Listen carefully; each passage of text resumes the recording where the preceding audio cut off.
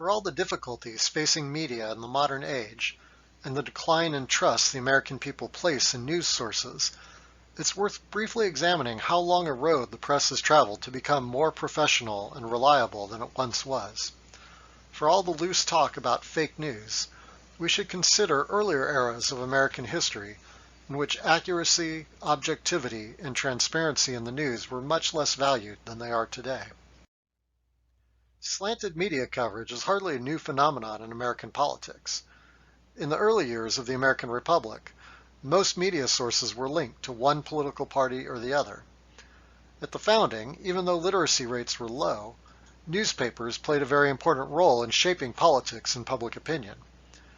In this time, printing technology did not allow most periodicals to be profitable, as printing costs were high and circulation, the number of people buying newspapers, was relatively low. In order to make a go of it, newspaper publishers generally needed subsidies from people who had a motive other than profit, in this case politicians and early political parties. By providing the financial backing for newspapers, parties found that they could more effectively get their message out to the public and try to shape public opinion in favor of the party's position. Thomas Jefferson recognized this when he said, "The engine is the press." But politicians were careful to try to keep their fingerprints off their involvement in newspapers, because it was seen as a tawdry, unseemly business. We lament how negative and dirty our politics seems today, but it's hard to say that our founders were any better when it came to mudslinging in the press. Newspapers would run long articles by high-ranking politicians under pseudonyms, arguing in support of party positions, but especially attacking opponents for their perceived shortcomings. This came to a head in the election of 1800 between John Adams and Thomas Jefferson. Those two men are pictured on this slide at an earlier time, during the Continental Congress, in which they worked together on the Declaration of Independence. They had maintained a close friendship of many years, but by 1800 things had changed. Adams was the sitting president and a member of the Federalist Party. Jefferson had opposed many of his old friends' policies and had created the Democratic-Republican Party to organize opposition to the Federalists' approach to government. As the election neared, the Gazette of the United States, a Federalist newspaper, ran scathing attacks against Jefferson, including one in which the author posed this question to the reader: "Shall I continue in allegiance to God and a religious president, or imperiously declare for Jefferson and no God?" All in caps on that last phrase, essentially telling readers they had a religious duty to vote against Jefferson.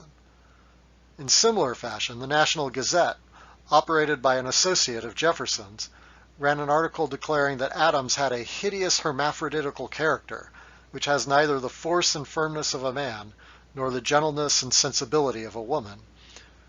So in 1800, the country witnessed two founding fathers digging in the dirt, using their associates in the press to print deeply personal attacks against one another.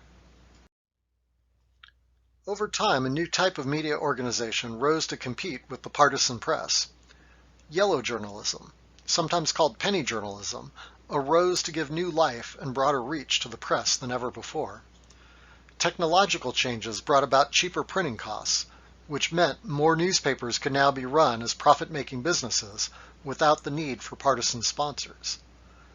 Other changes in the 19th century allowed for the proliferation of this new business of media.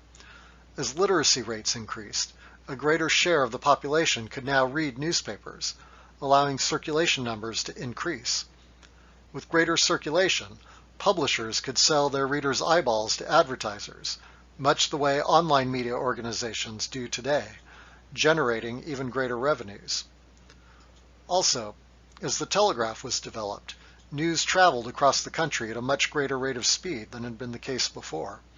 This allowed newspapers to increase the frequency with which they published, with a greater focus on national events that had just happened in far-flung places beyond the newspaper's local community.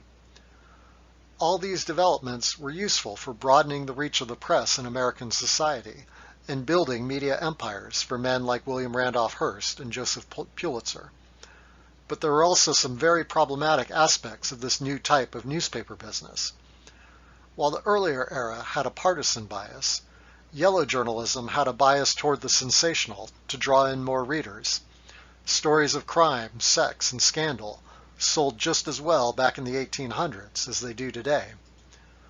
Yellow journalism would also run misleading scare headlines in giant print, kind of the clickbait of its time, and its stories tended toward gossip and innuendo without careful attention to facts.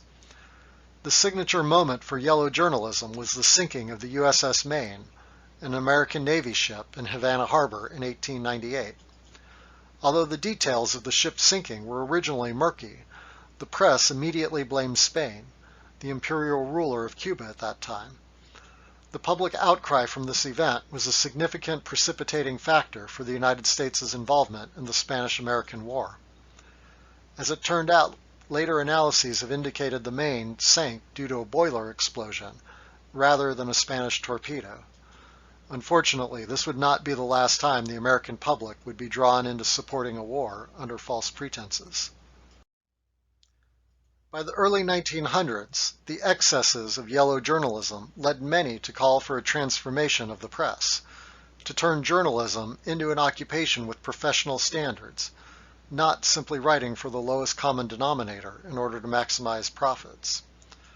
This era sees the founding of the first professional journalism schools, such as the Columbia School of Journalism, to standardize and educate about good journalistic practices. This represented a new model of reporting in which journalism placed a higher value on truth and accuracy, independence to serve the public rather than corporate or political masters, fairness to subjects of reporting, and accountability and transparency.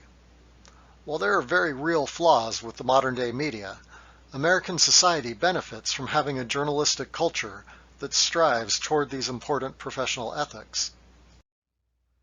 As professional journalism developed throughout the 20th century, and as new media such as cable news and the internet began to compete with more old-school media, some noticeable changes began to appear in the framing of media stories. In 1960, 90% of media stories were predominantly descriptive in nature. In other words, they predominantly reported on what happened. By 2012, things had changed dramatically, with 80% of media stories taking on a predominantly interpretive framing. In other words, reporting on why what happened matters. It's not that this is a wholly inappropriate role for the media. When done well, interpretive stories can give important context for the public to understand the meaning of the day's news. But in shifting so heavily from describing what happened to focusing on what it means, the press has opened itself up to charges of bias.